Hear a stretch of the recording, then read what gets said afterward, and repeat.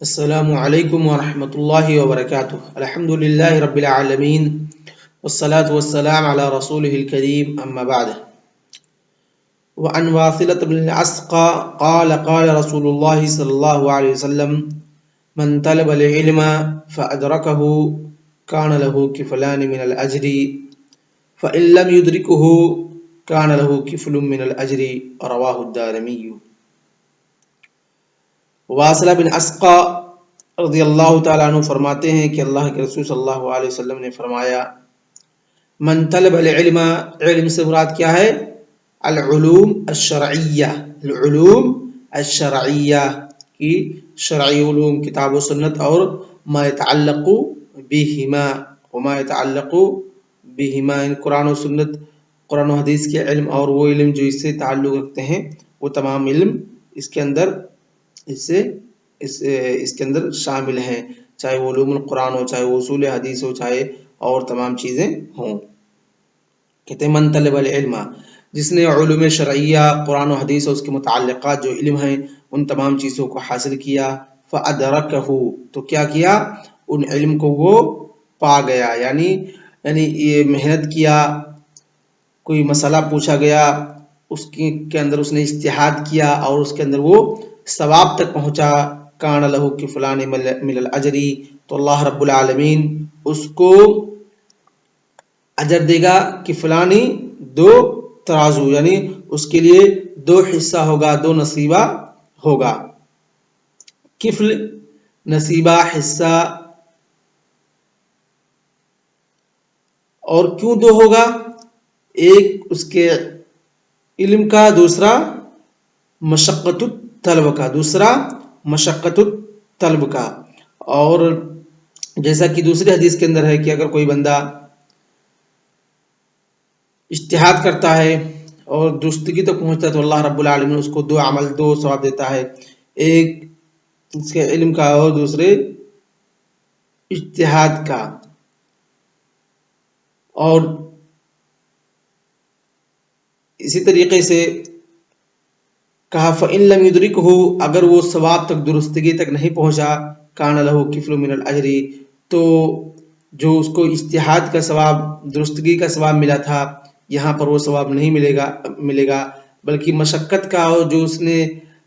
اس علم کو حاصل کرنے میں یا اس مسئلے کو جاننے میں جو مشقت اس کو لاحق ہوئی، اور جو محنت اس نے کی، اس کا تو علم ملے گا، لیکن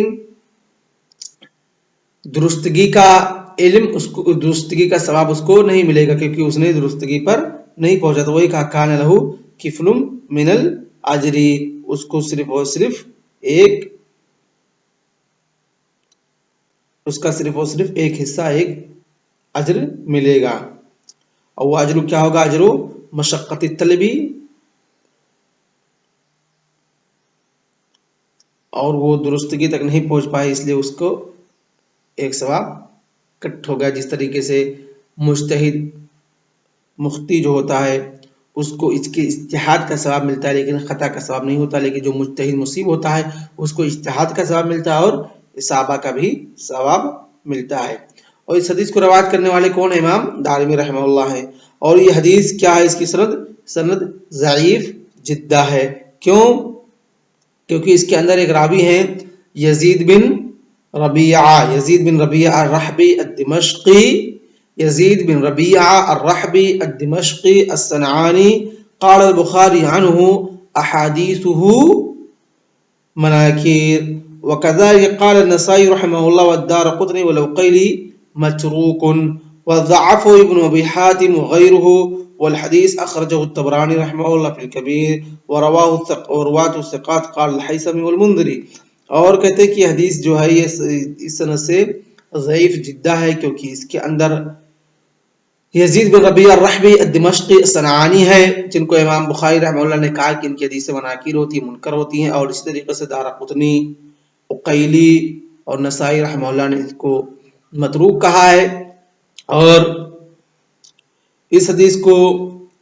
امام طبرانی رحمہ اللہ نے اپنی کتاب معجم الکبیر کے اندر بھی ذکر کیا اور کہا ورواة الثقات، جس طریقے سے امام حیثمی اور منذری رحمہ اللہ نے کہا ہے۔ تو اس سند سے حدیث کیا ہے؟ ضعیف ہے، لیکن اس کے معنی کی دوسری مثال جو مجتہد مصیب اور مجتہد مختی والی ہے، تقریباً ایک ہی معنی کی حدیث ہے کہ اگر اس کے معنی کی یعنی اس کا مفہوم یا اس کے معنی کی دوسری حدیث سے صحیح ہے، اس کا مفہوم صحیح ہے۔ وعن ابی ہریرہ رضی اللہ تعالی عنہ قال قال رسول اللہ صلی اللہ علیہ وسلم ان مما يلحق المؤمن من عمله وحسناته بعد موته علما علمه ونشره او علمه ونشره وولدا صالحا تركه او مصحفا ورثه او مسجدا بناه او بيتا لابن السبيل بناه او نهرا اجراه او صدقة اخرجها من ماله في صحته وحياته تلحقه من بعد موته، رواہ ابن ماجہ والبیہقی فی شعب الایمان۔ گویا کہ یہ حدیث وہ حدیث جس ابو ہریرہ کی جو حدیث ہے اذا مات الانسان انقطع عنه عمله الا من ثلاث صدقة جاریة او علم ينتفع به او ولد صالح يدعو له، اس کی تفسیر ہے، کیونکہ وہاں پر مجمل طور پر ذکر کر دیا گیا تھا، یہاں پر انہی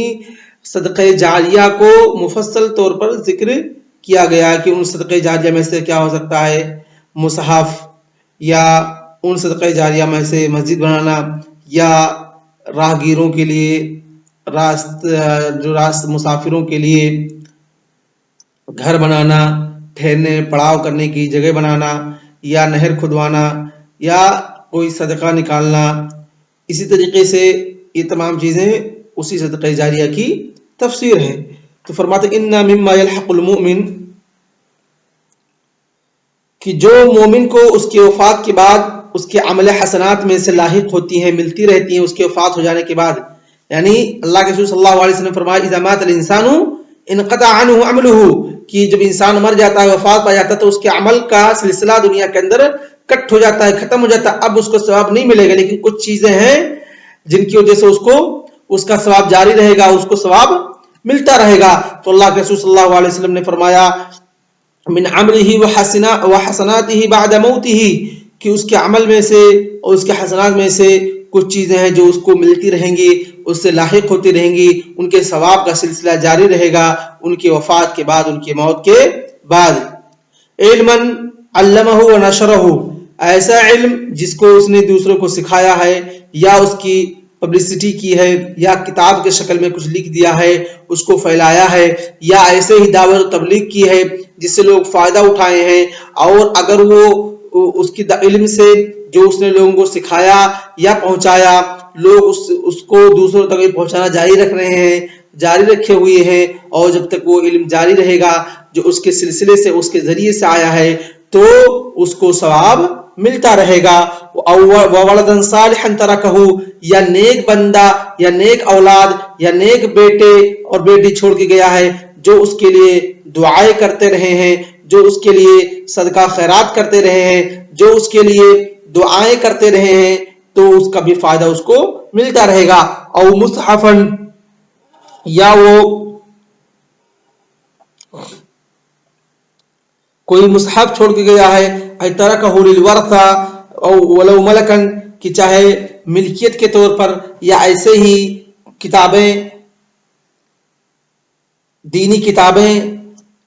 وہ کتابیں جو علوم شرعیہ سے تعلق رکھتی ہیں ان کو چھوڑ کر گیا ہے، لوگ اس سے فائدہ اٹھاتے رہتے ہیں، تو اس کا بھی ثواب اس کو ملے گا۔ اور اسی طریقے سے کہا وہ مسجد بناہا، یا اللہ رب العالمین کے راستے میں کوئی مسجد بنا دیا ہے اور لوگ مصلی اس مسجد کی طرف آتے ہیں، اس کے اندر نماز پڑھتے ہیں، جب تک وہ مسجد قائم رہے گی تب تک اس بندے کو ثواب ملتا رہے گا۔ اور اسی طریقے سے او بیتا لابن السبیل بناہ، یا مسافروں کے لیے جو سفر کرنے والے ہیں، لانگ ڈرائیو پر رہنے والے ہیں، ان کے لیے رات میں ٹھہرنے کے لیے روڈوں کے کنارے گھر بنوا دیا، مسافر جگہ، مسافر خانہ جسے کہتے ہیں، مسافر خانہ بنوا دیا ہے، تو اس کا بھی جب تک وہ رہے گا اس کا ثواب اس کو ملتا رہے گا۔ او نحر اجراہ، یا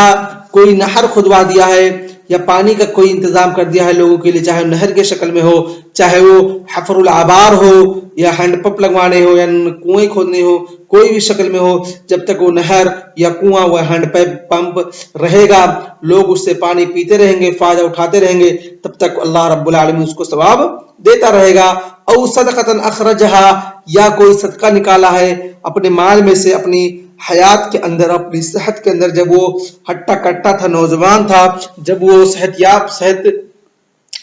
جب وہ بیمار نہیں تھا، اس وقت اگر کوئی صدقہ نکالا ہے اور وہ صدقہ کا سلسلہ شروع ہے تو اللہ رب العالمین اس کو جب تک کا صدقہ ملتا رہے گا، اللہ رب العالمین اس کو اس کا ثواب جاری رکھے گا۔ جیسا کہ اللہ کے رسول صلی اللہ علیہ وسلم سے پوچھا گیا ای الصدقۃ اعظم، تو اللہ کے رسول صلی اللہ علیہ وسلم اعظم اجرا، ای الصدقۃ اعظم اجرا، اجر کے اعتبار سے کون سا صدقہ سب سے اعظم ہے، سب سے بہتر ہے؟ تو اللہ کے رسول صلی اللہ علیہ وسلم نے فرمایا ان تصدق وانت صحیح وشحیح، صحیح یعنی کہ آپ حالت صحت میں ہو، شحیح یعنی آپ اس مال کو خرچ کرنا نہ چاہتے ہوں اور اس کے باوجود بھی صرف اور صرف اللہ رب العالمین کی رضا کے لیے، اللہ رب العالمین کی خوشنودی کے لیے، اللہ رب العالمین کی راہ میں آپ اس مال کو خرچ کر رہے ہیں، تو وہ سب سے بہتر صدقہ ہوگا۔ اس کے بعد کہا تلحقہ من بعد موتہ، وہ تمام چیزوں کا اجر ثواب اس کو ملتا رہتا ہے اس کے وفات کے بعد۔ رواہ ابن ماجہ والبیہقی فی شعب الایمان۔ نحرا اجراہ ای کراہ ای حفرہ، یا اجرا اس کو جاری کیا ہے۔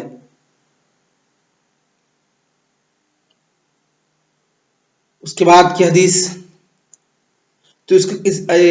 اس حدیث کا کتاب العلم سے کیا تعلق ہے؟ اس حدیث کا کتاب العلم سے تعلق علما علمہ و نشرہ او مصحفا ورثہ، یا کوئی مصحف چھوڑ کے گیا ہے، تو یہ دو حدیث کے ٹکڑے ہیں جو اس باب سے تعلق رکھتے ہیں، اس لیے مصنف رحمہ اللہ نے اس حدیث کو کتاب العلم کے اندر ذکر کیا ہے۔ اسی طریقے سے عن عائشہ رضی اللہ تعالی عنہ قالت سمعت رسول اللہ صلی اللہ علیہ وسلم يقول ان اللہ عز وجل اوحى الی انه من سلک مسلکا فی طلب العلم سهلت له طریق الجنہ ومن صلبت کریمته اثبته علیہ مع الجنہ وفضل فی علم خیر من فضل فی العبادہ وملاک الدین الورع، رواہ البیہقی فی شعب الایمان۔ فرماتے ہیں کہ اللہ کے رسول صلی اللہ علیہ وسلم نے فرمایا ان اللہ عز وجل اوحی الیہ، کہ اللہ رب العالمین نے میری طرف وحی کی ہے کہ انہ من سلک مسلکا، کہ جس نے ایسے مسلک سے بولتے طریق کو بولتے ہیں، یعنی سلک سے چلنا، مسلک ایسی جگہ جس پر چلا جائے، یعنی چلنے کی جگہ۔ چلنے کی جگہ کیا ہوگا؟ طریق، راستہ، کہ وہ راستہ جس پر لوگ چلتے ہیں علم کو حاصل کرنے میں، سہلت لہ طریق الجنہ، تو اس کے لیے جنت کے راستے آسان کر دیے جاتے ہیں۔ اللہ رب العالمین جو مشقت، جو پریشانی اور علم شرعی حاصل کرنے کے لیے اٹھاتا ہے، راستے دور دراز کا سفر کرتا ہے، تو اللہ رب العالمین اس کی وجہ سے اس کے لیے علم شریعت کو، اس کے علم شریعت کے حصول کی وجہ سے اللہ رب العالمین اس کے لیے جنت کے راستے کو آسان کر دیتا ہے۔ ومن صلبت کریمتہ، اور جس کی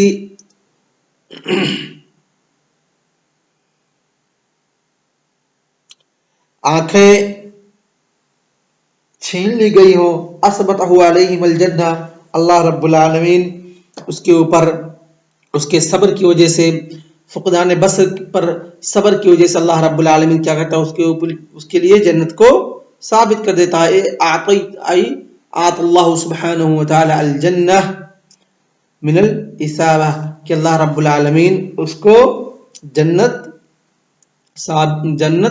عطا کر دیتا ہے اور جنت عطا کرتا ہے۔ وفضل فی علم خیر، اور بھلائی کے علم میں زیادتی کرنا، یعنی زیادہ علم شرعی حاصل کرنا،